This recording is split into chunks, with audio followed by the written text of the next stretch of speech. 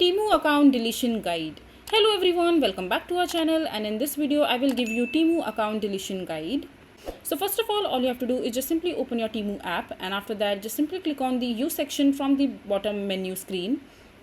And over here you will be able to see the setting option at the top right corner of the mobile screen.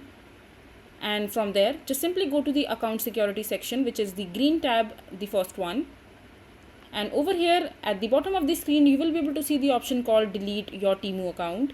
You just simply have to tap on it, and now it says that how you will be able to delete the Temu account. So it says that, dear Temu customer, they will no longer be usable after you delete your account. So please be aware that you will no longer be able to access or make any purchases on the account on the Temu app or the Temu website while using this particular account anymore.